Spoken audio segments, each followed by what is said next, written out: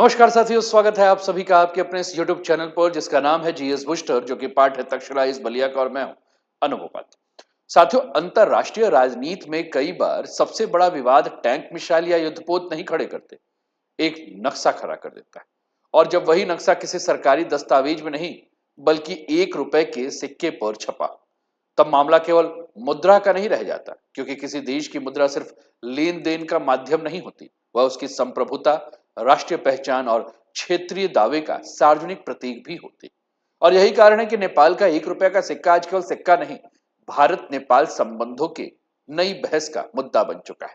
नेपाल सरकार ने साफ कर दिया है कि नए सिक्के से वह विवादित राष्ट्रीय नक्शा नहीं हटाएगी, जिसमें काला पानी, लिपुलेख, लिम्पियाधुरा को नेपाल का हिस्सा दिखाया गया है। अब सवाल यह है कि क्या यह केवल सिक्के के डिजाइन का विवाद है, या किसी सिक्के पर छपा नक्शा अंतरराष्ट्रीय सीमा बदल सकता है, या फिर नेपाल अपने घरेलू राजनीति के जरिए भारत को कोई रणनीतिक संदेश देना चाहता है। और सबसे महत्वपूर्ण प्रश्न, 2020 में शुरू हुआ यह विवाद 2026 में फिर चर्चा का केंद्र क्यों बन गया है? आज इस पूरे घटनाक्रम को हम केवल एक खबर की तरह नहीं बल्कि एक जियो पॉलिटिकल केस स्टडी की तरफ समझेंगे। इतिहास भी देखेंगे, अंतरराष्ट्रीय कानून भी समझेंगे और ये भी जानेंगे कि आखिर एक छोटे से सिक्के ने भारत नेपाल के संबंधों में इतनी बड़ी बहस क्यों खड़ी कर दी। साथियों, चैनल पर पहली बार है तो चैनल को सब्सक्राइब करके बेल आइकन दबा दीजिएगा कि यहां आने वाले हर वीडियो का नोटिफिकेशन आपको टाइम पर मिले, जिससे कि आप वीडियो को समय पर देख सकें। साथियों, आपके जो भी विचार है वो कमेंट के माध्यम से हम तक अवश्य पहुंचाइएगा। लाइक शेयर सब्सक्राइब अवश्य कीजिएगा। वीडियो थोड़ा लंबा हो सकता है, बहुत धैर्य से मेरी बातों को सुनिएगा, वीडियो को अंत तक देखिएगा। ये नहीं कि स्टार्टिंग में आपने 1 मिनट 10 सेकेंड 20 सेकेंड 2-4 मिनट देखकर छोड़ दिया तो आपका जो एक ओपिनियन बनेगा वो बहुत सही ओपिनियन नहीं बनेगा। इसलिए मैं आपसे गुजारिश करता हूं कि जब आप जुड़िए तो वीडियो को अंत तक देखिए, तब आपको विचार समझ में आएंगे। वीडियो के शुरुआत में इंट्रो पार्ट से आप बहुत सही छवि नहीं बना पाएंगे, आपको लगेगा कि मैं तटस्थ नहीं हूं, या मैं कहीं ना कहीं बायस्ड होकर बात कर रहा हूं, या भेदभाव कर रहा हूं। लेकिन जब आप अंत तक आएंगे तो आपको समझ में आएगा कि मैंने दोनों पक्ष को आपके सामने रखा है और आपसे सवाल का जवाब मैं पूछ रहा हूं कि आप बताइए क्या हो सकता है। तो इसलिए मैं बार बार कहता हूं कि मेरी किसी भी वीडियो को आप अंत तक अवश्य देखिएगा। तो चलिए शुरुआत करते हैं आज के सेशन में। आज का टॉपिक है, नेपाल ने फैसला बदल दिया, विवादित नक्शा रहेगा। टाइम्स ऑफ इंडिया ने कवर करते हुए इस न्यूज को लिया है, नेपाल रूपी 1 coin get a make over, controversial काला पानी लिपुलेख लिम्पियाधुरा मैप रिमूव्ड। और आप अपने स्क्रीन पर ये देख रहे हैं साथियों, ये 1 रुपए का सिक्का है जहां इस नक्शे को जो है वो दिखाया गया है, और इस नक्शे में ये जो क्षेत्र विवादित है इसको रखा गया है। तो सबसे पहले हम समझते हैं कि आखिर मामला क्या है। साथियों, पिछले कुछ दिनों से नेपाल में खबर बहुत तेजी से चर्चा में थी। खबर ये थी कि नेपाल का राष्ट्र बैंक 1 रुपए के सिक्के का नया डिजाइन तैयार कर रहा है। प्रारंभिक प्रस्ताव के अनुसार सिक्के पर छपे वर्तमान राष्ट्रीय नक्शे की जगह मुस्तांग स्थित ऐतिहासिक लो घेकर मठ की तस्वीर लगाने का सुझाव दिया गया था। जैसे ये प्रस्ताव सार्वजनिक हुआ, नेपाल में राजनीतिक और सामाजिक बहस शुरू हो गई। कई राजनीतिक दलों, बुद्धिजीवी और नागरिकों ने इस पर सवाल उठाया। क्या सरकार उस आधिकारिक राष्ट्रीय नक्शे को हटाने जा रही है जिसे संसद ने संवैधानिक मान्यता दी है? कुछ मीडिया रिपोर्ट में तो यह भी दावा किया गया कि सरकार विवादित नक्शा हटाने का फैसला कर चुकी है, लेकिन कुछ ही समय के बाद सरकार ने स्थिति को स्पष्ट कर दिया। नेपाल सरकार ने कहा कि राष्ट्रीय नक्शा नहीं हटाया जाएगा। सरकार ने नेपाल राष्ट्र बैंक को निर्देश दिया कि नए डिजाइन में लोग हेकर मठ भी रहेगा और नेपाल का आधिकारिक राष्ट्रीय नक्शा भी रहेगा, अर्थात सांस्कृतिक विरासत को भी स्थान मिलेगा और संवैधानिक नक्शे को भी।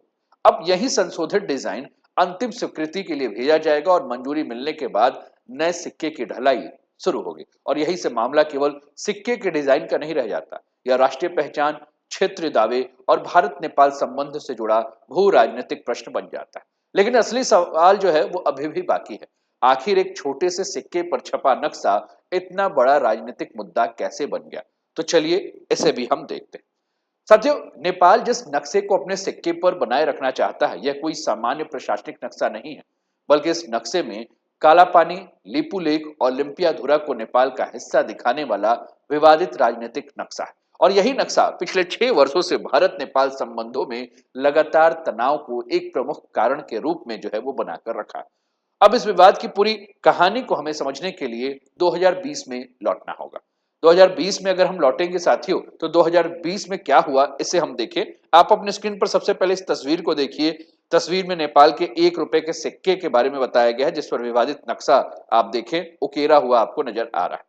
तस्वीर में नेपाल के अपर मुस्तांग क्षेत्र में स्थित लोग हेकर मठ भी है, आपको दिख रहा है। इसे नेपाल के सबसे प्राचीन बौद्ध मठों में गिना जाता है। इसकी तस्वीर है, ये भी लगाने की बात हो रही। साथियों, नेपाल भारत के जो हिस्सा है, ये आप देखिए लिम्पियाधुरा, ये काला पानी का क्षेत्र है और ये लिपू लेक का क्षेत्र है। ये जो रेड कलर का आपको मोटा बॉर्डर नजर आ रहा है, भारत कहता है कि यहां तक मेरा क्षेत्र है। नेपाल, ये जो येलो कलर का आपको दिख रहा है, नेपाल जो है वो कह रहा है कि ये हमारा क्षेत्र है और ये 1816 के सुगौली की संधि के बाद से विवाद देखने को मिल रहा है। हालांकि इस टॉपिक पर मैंने बहुत सारे वीडियो इसी चैनल पे बना के रखे हैं, तो जब समय मिले तो आप उस वीडियो को देखिए, और जिन्होंने इस वीडियो को देखा होगा जो इस टॉपिक पर बना है, तो वो अपने राय, अपने कमेंट्स जो है वो करते चलिए साथ साथ में। साथियों, हमने कहा कि ये जो पूरा का पूरा मामला है, इसके लिए हमें आज से 6 साल पहले चलना होगा विवादित नक्शा को लेकर, और इसके लिए 2020 हम पहुंच गए। और यदि हम केवल ये जान जाएं साथियों कि नेपाल ने नक्शा नहीं हटाया है, तो खबर अधूरी रह जाएगी। असल सवाल यह है कि विवाद किस बात का है। नेपाल जिस राष्ट्रीय नक्शे का उपयोग आज अपने सरकारी दस्तावेज, नोट और सिक्कों पे कर रहा है, उसमें वो भारत के इन 3 क्षेत्र को, लिम्पियाधुरा, काला पानी और लिपू लेक को नेपाल का हिस्सा दिखाता है, और यहीं से विवाद शुरू हो जाता है। भारत का दावा है कि तीनों क्षेत्र उत्तराखंड के पिथौरागढ़ जिले का हिस्सा है और लंबे समय से भारतीय प्रशासन के अधीन रहा। वही नेपाल का कहना है कि ये क्षेत्र ऐतिहासिक रूप से उसके हैं और भारत ने समय के साथ उस पर नियंत्रण स्थापित कर लिया। यानी कि एक ही भूभाग पर अगर हम बात करें तो 2 देश दावा कर रहे हैं, और अंतरराष्ट्रीय राजनीति में इस स्थिति को टेरिटोरियल डिस्प्यूट यानी कि सीमाई विवाद कहा जाता है। लेकिन यहाँ एक और बात समझना बहुत जरूरी है, यह विवाद केवल जमीन का नहीं है, बल्कि इतिहास की व्याख्या का भी है। भारत और नेपाल दोनों अपने अपने दावे के समर्थन में अलग अलग ऐतिहासिक दस्तावेज, मानचित्र और संधियों का हवाला देते हैं, और यही कारण है कि आज तक इस विवाद का अंतिम समाधान नहीं हो पाया। अब स्वाभाविक रूप से अगला प्रश्न ये उठता है कि आखिर इन 3 क्षेत्रों में ऐसा क्या है कि दोनों देश इन्हें छोड़ने को तैयार नहीं। क्या यह कुछ किलोमीटर का जमीन का मामला है, या इसके पीछे कोई बड़ी सामरिक और भू राजनीतिक वजह भी है? साथियों, इस प्रश्न का उत्तर समझे बिना इस पूरे विवाद की गंभीरता को समझना संभव नहीं। ये जो 3 क्षेत्र आपको दिख रहे हैं, यानी कि काला पानी, लिपू लेक और लिम्पियाधुरा, इसको अलग से समझना होगा, क्योंकि यहीं से भारत नेपाल सीमा विवाद की वास्तविक कहानी शुरू होती। अगर हम बात कर रहे हैं इन 3 क्षेत्रों की, तो क्या ये केवल कुछ वर्ग किलोमीटर का मामला है, या इसके पीछे कोई बड़ी रणनीतिक और भू राजनीतिक कहानी छुपी हुई है? यहीं से मैं इस प्रश्न की शुरुआत कर। साथियों, अंतरराष्ट्रीय राजनीति में किसी भी भूभाग का महत्व केवल उसके क्षेत्रफल से तय नहीं होता है। कई बार कुछ किलोमीटर का इलाका हजारों किलोमीटर के भूभाग से अधिक महत्वपूर्ण हो जाता है। यही स्थिति इन 3 क्षेत्रों के भी।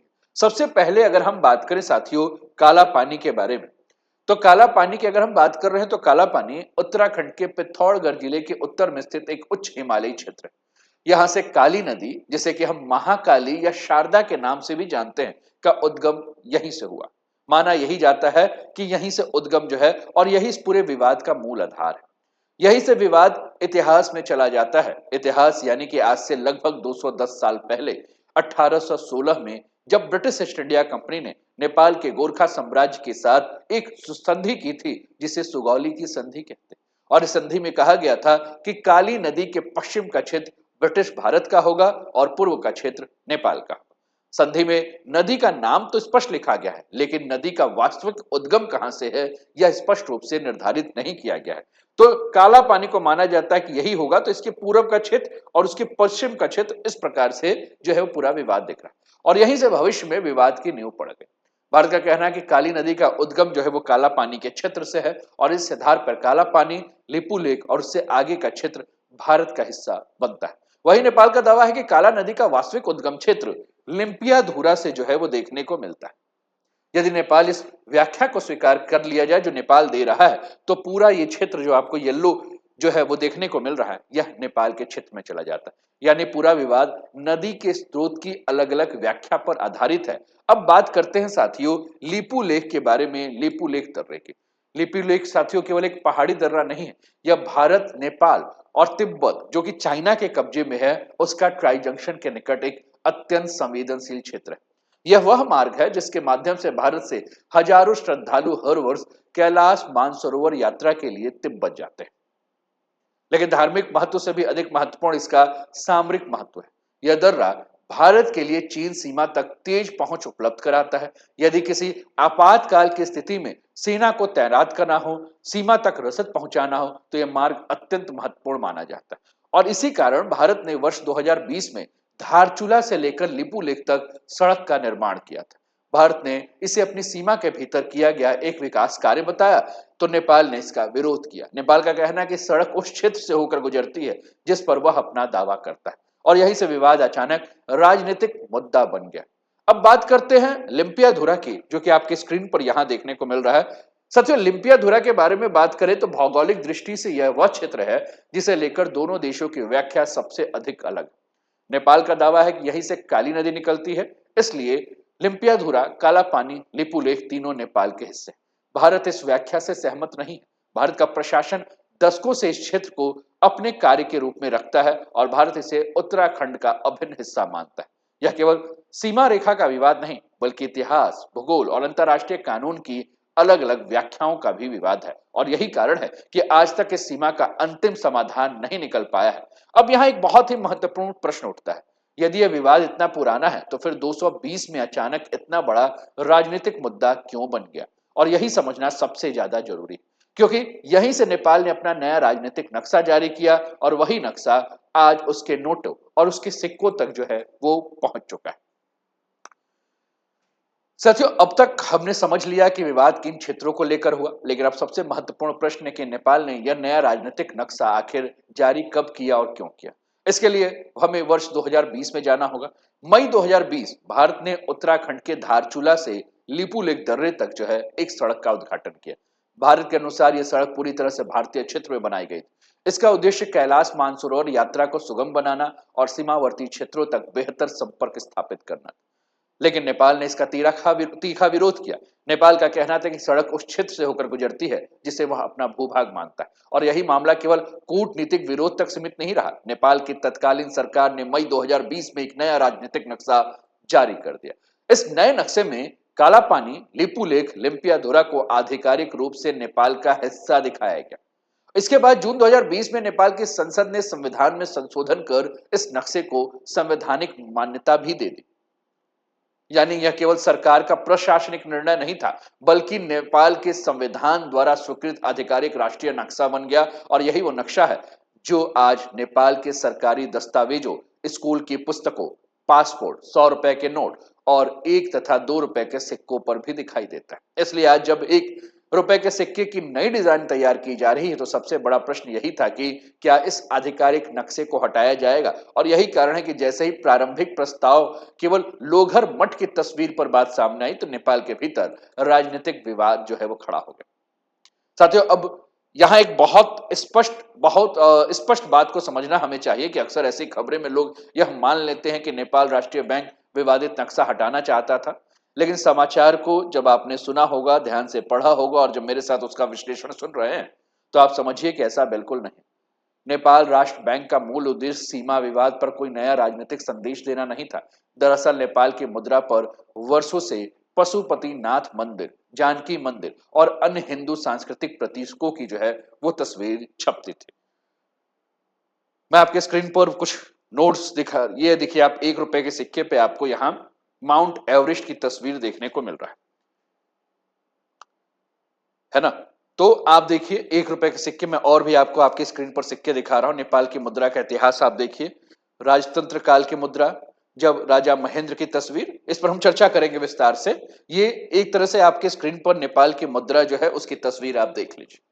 तो हमने कहा कि अभी तक हम क्या देख रहे थे कि नेपाल की मुद्रा पे वर्षों से पशुपतिनाथ मंदिर, जानकी मंदिर और अन्य हिंदू सांस्कृतिक प्रतीकों की तस्वीर छप रही थी। नेपाल राष्ट्र बैंक के अधिकारियों का मानना था कि नेपाल की बौद्ध विरासत को राष्ट्रीय मुद्रा पर अपेक्षित स्थान नहीं मिला। इसी सोच के तहत एक प्रस्ताव तैयार किया गया कि 1 रुपए के सिक्के में हम मुस्तांग स्थित लोग हेकर मठ की तस्वीर को लगा दें। इसका उद्देश्य दो था। पहला, नेपाल की बौद्ध सांस्कृतिक धरोहर को राष्ट्रीय पहचान का हिस्सा बनाना था और दूसरा, मुस्तांग क्षेत्र में पर्यटन को बढ़ावा देना था। नेपाल राष्ट्र बैंक एक अधिकारी ने यह भी कहा कि नेपाल के कई नोटों और सिक्कों पर पहले से हिंदू धार्मिक और सांस्कृतिक स्थलों की तस्वीरें हैं, इसलिए अब बौद्ध विरासत को उचित स्थान दे देना चाहिए और इसी कारण लोकहेखर मठ को चुना गया। लेकिन यहीं से एक राजनीतिक समस्या जो है वो खड़ी हो गई। प्रारंभिक डिजाइन में राष्ट्रीय नक्शा दिखाई नहीं दे रहा था। नेपाल के भीतर कई लोगों ने इसे ऐसा देखा मानो सरकार ने अपने ही संवैधानिक नक्शे से अपना पैर पीछे खींच लिया और यही कारण था कि मामला सीधे सरकार तक पहुंचा और सरकार ने स्पष्ट निर्देश दिया कि लोग हेकर मठ भी रहेगा, लेकिन उसके साथ नेपाल का आधिकारिक राष्ट्रीय नक्शा भी रहेगा। यानी सांस्कृतिक पहचान भी रहेगी और राजनीतिक संदेश भी जो है वो कमजोर नहीं पड़ना होगा। और यही से समझ में आता है कि विवाद वास्तव में मठ बनाम नक्शा का नहीं, बल्कि सांस्कृतिक प्रतीक और राष्ट्रीय दावे को एक साथ कैसे प्रस्तुत किया जाए इसकी बात। अब आपके दिमाग में होगा कि ये लोग हेकर मठ आखिर इतना महत्वपूर्ण क्यों है, जिस पर हम चर्चा कर रहे हैं। साथियों, लोग हेकर मठ के बारे में अगर हम बात करें, जिसकी तस्वीर मैं आपको आपके स्क्रीन पर एक बार फिर से दिखाता हूं, ये मठ है, आप अपने स्क्रीन पर देखिए। तो लोग हेकर मठ के बारे में अगर हम बात करें साथियों, तो ये नेपाल के अपर मुस्तांग क्षेत्र में स्थित है।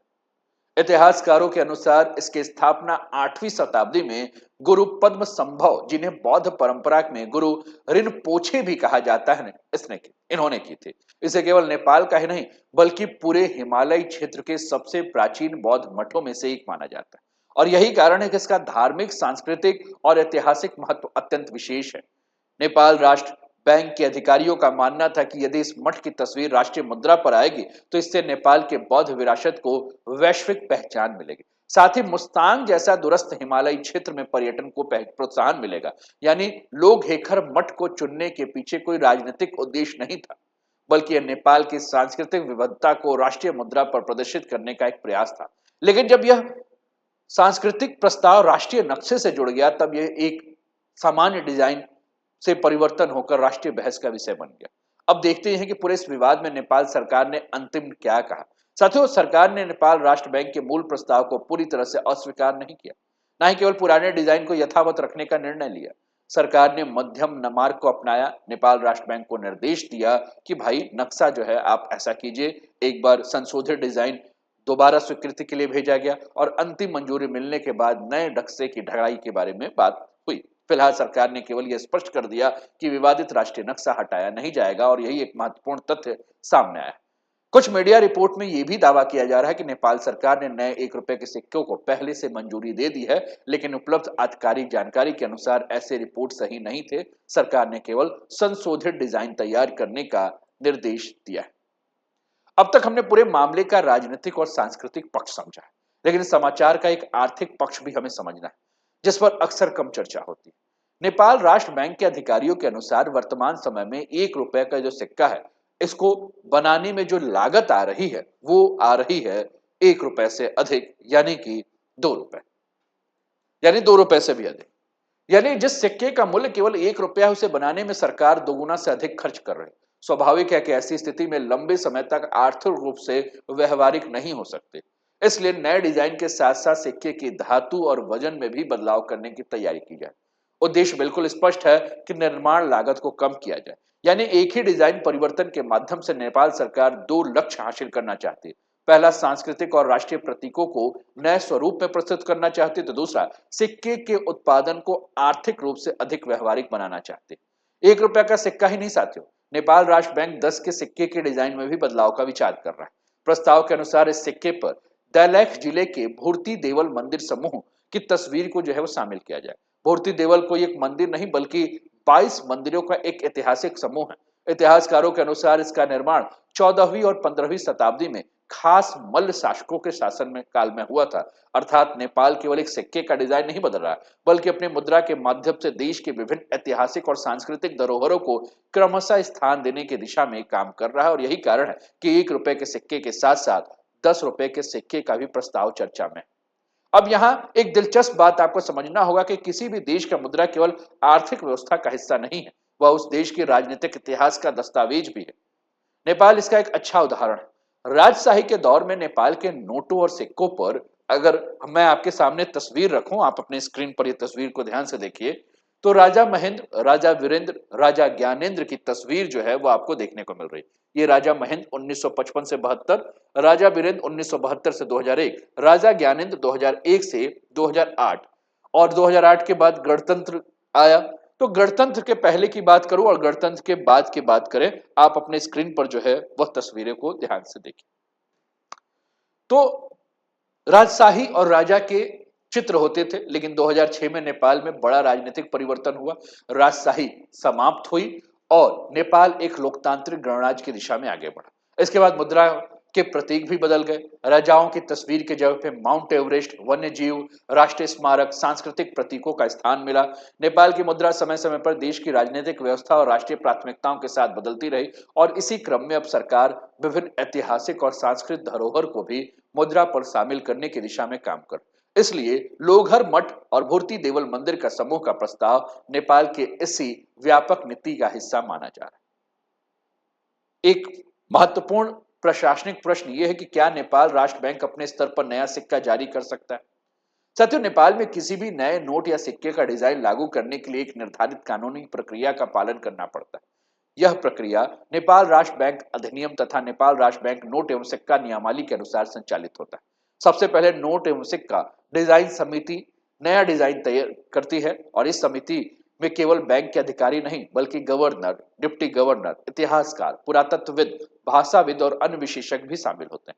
जब समिति डिजाइन को अंतिम रूप देती है तो उसे नेपाल राष्ट्र बैंक के निदेशक मंडल के पास भेजा जाता है। यदि निदेशक मंडल मंजूरी देता है तो प्रस्ताव वित्त मंत्रालय के माध्यम से मंत्री परिषद के पास भेजा जाता है। और सबसे महत्वपूर्ण बात है कि कैबिनेट की अंतिम मंजूरी के बिना कोई नया या संशोधित नोट या सिक्का जारी नहीं किया जा सकता। और यही कारण है कि इस पूरे मामले में अभी केवल संशोधित डिजाइन करने का निर्देश दिया गया है। जब तक मंत्री परिषद अंतिम स्वीकृति नहीं देती तब तक नया सिक्का प्रचलन में नहीं आएगा। यानी समाचार जिस प्रक्रिया का उल्लेख किया गया है वो अभी भी अपने अंतिम चरण तक नहीं पहुंचा। अब ये प्रश्न ये है कि जब नेपाल ने अपने आधिकारिक नक्शे से नोटों और सिक्कों पर बनाए रखने का निर्णय लिया है तो क्या भारत इस पर अपनी कोई बात कहेगा? भारत क्या क्या भारत इस पर आपत्ति जताएगा? भारत का रुख जो है वो क्या है? साथियों, भारत की स्थिति शुरू से ही स्पष्ट रही है।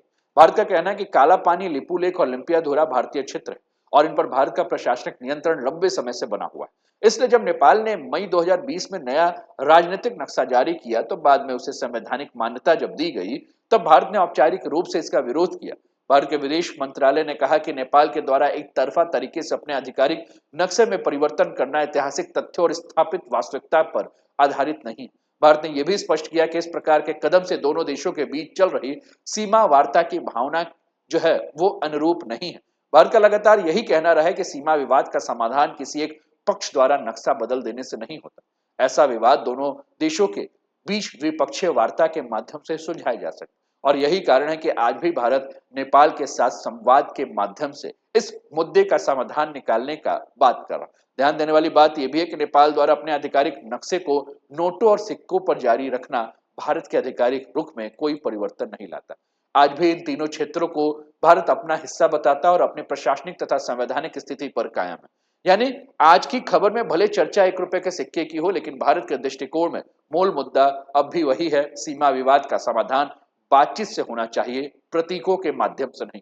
और यहां चर्चा केवल समाचार तक सीमित नहीं रहती, क्योंकि अगला प्रश्न और भी बड़ा है। क्या किसी देश द्वारा अपने नोट, सिक्के या पासपोर्ट पर कोई नक्शा छाप देने से अंतरराष्ट्रीय सीमा वास्तव में बदल जाती है? और यहीं से हम अंतरराष्ट्रीय कानून और जियोपॉलिटिक्स के सबसे महत्वपूर्ण पहलू की ओर आगे बढ़ते हैं कि क्या कोई देश के सिक्के, नोट, पासपोर्ट या सरकारी दस्तावेज पर नक्शे छाप दी जाए तो विवादित क्षेत्र अपना दिखा सकते हैं आप या अंतरराष्ट्रीय सीमा को बदल सकते हैं?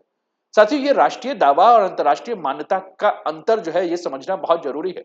हर संप्रभु देश अपने आधिकारिक नक्शे में अपने क्षेत्रीय दावे दिखाने का अधिकार करते हैं या अधिकार रखते हैं, लेकिन किसी दावे को केवल नक्शे पर छाप देने से वो अंतरराष्ट्रीय स्तर पर मान्य नहीं हो जाता। सीमाओं को अंतिम मान्यता सामान्यतः द्विपक्षीय समझौते, सीमा निर्धारण या किसी मान्य अंतरराष्ट्रीय कानूनी प्रक्रिया से मिलती है। इसलिए नेपाल का विवादित नक्शा सिक्के पर बनाए रखना उसकी आधिकारिक नीति को दर्शाता है, सीमा का अंतिम निर्धारण नहीं। और इसी तरह भारत का दावा भी अपने स्थान पर बना रहता है और यही कारण है कि काला पानी, लिपू लेक और ओलंपियाधुरा आज भी दोनों देशों के बीच अनसुलझे सीमा विवाद है। दरअसल कई देश नोट, सिक्के, डाक टिकट, पासपोर्ट और पाठ्य पुस्तकों के माध्यम से अपने दावे को दोहराते हैं, इसे अंतर्राष्ट्रीय राजनीति में सिंबॉलिक एसर्टर्स या एसर्टन यानी कि प्रतीकात्मक दावा कहा जाता है। नेपाल के इस फैसले को भी अधिकांश विश्लेषक इसी दृष्टि से देखते हैं। अर्थात 1 रुपया का सिक्का सीमा बदल तो नहीं सकता, लेकिन यह स्पष्ट संदेश जरूर देता है कि नेपाल अपने आधिकारिक दावे से पीछे नहीं हटा। अब प्रश्न यह है कि इस पूरे विवाद का भारत नेपाल संबंधों का भविष्य और कूटनीति के ऊपर क्या प्रभाव पड़ेगा। साथों, इस पूरे घटनाक्रम से हम 5 महत्वपूर्ण बातों पर जो है वो चर्चा की है, या हम ये कहें कि 5 महत्वपूर्ण बातें हमारे सामने आती। पहला, नेपाल सरकार ने स्पष्ट रूप से यह कर दिया है स्पष्ट कि 1 रुपए के नए सिक्के से विवादित राष्ट्रीय नक्शा नहीं हटेगा। अब डिजाइन में लोग, हेकर, मठ और आधिकारिक राष्ट्रीय नक्शा दोनों रहेंगे। दूसरा, इस प्रस्ताव का उद्देश्य बौद्ध सांस्कृतिक विरासत को स्थान देना था, लेकिन नक्शा हटाने की चर्चा ने इसे राजनीतिक विवाद बना दिया। तीसरा, यह वही नक्शा है जिसे 2020 में संवैधानिक मान्यता मिली, तब के सरकारी दस्तावेज, पासपोर्ट, नोट और सिक्कों पर इस्तेमाल किया जा रहा है। चौथा, भारत आज भी काला पानी, लिपुलेख और लिम्पियाधुरा को अपना क्षेत्र मानता है, सीमा विवाद के समाधान के लिए द्विपक्षीय वार्ता पर जोर देता है। और पांचवा, सबसे महत्वपूर्ण बात, एक सिक्का अंतरराष्ट्रीय सीमा नहीं बदल सकता, लेकिन वह किसी देश की आधिकारिक नीति और राजनीतिक संदेश का प्रतीक जरूर बन सकता है। और यही कारण है कि यह मुद्दा अब केवल मुद्रा का नहीं, बल्कि भारत नेपाल संबंधों, राष्ट्रीय पहचान और भू राजनीति का विषय बन चुका है। अब आगे क्या होगा, यह दोनों देशों के कूटनीतिक और संवाद जो है वो तय करेंगे, क्योंकि पड़ोसी बदले नहीं जा सकते, लेकिन रिश्ते बेहतर जरूर बनाए जा सकते हैं। आपको क्या लगता है, आप अपने पड़ोसी को बदल सकते हैं या उनके साथ रिश्ते को मधुर कर सकते हैं? विचार आपके जो भी हैं वो आप कमेंट के माध्यम से हम तक पहुंचाएं, और उम्मीद करता हूं कि ये सेशन जो है वो आपको समझ में आया होगा। और समझ में आया होगा और लगता है कि इस चर्चा को आगे बढ़ाना है तो शेयर कर दीजिए। अगर लगता होगा कि बहुत बढ़िया है भैया तो लाइक कर दीजिए। अच्छा, कमेंट करने में आप पक्ष विपक्ष तटस्थ रहिए, मुझे कोई फर्क नहीं पड़ता, विचार आने चाहिए। और चैनल को सब्सक्राइब नहीं किया तो फटाक से सब्सक्राइब कीजिए, क्योंकि आपका ये चैनल है, आपका ये परिवार है, और आपके सहयोग से ही परिवार का आकार बड़ा होगा। और वीडियो को कहां से देख रहे हैं ये भी कमेंट के माध्यम से अवश्य बताइए। तो अपना ध्यान रखिए, स्वस्थ रहिए, मस्त रहिए, तंदुरुस्त रहिए, हंसते खेलते मुस्कुराते हुए जीवन का आनंद लीजिए। जय हिंद, जय भारत।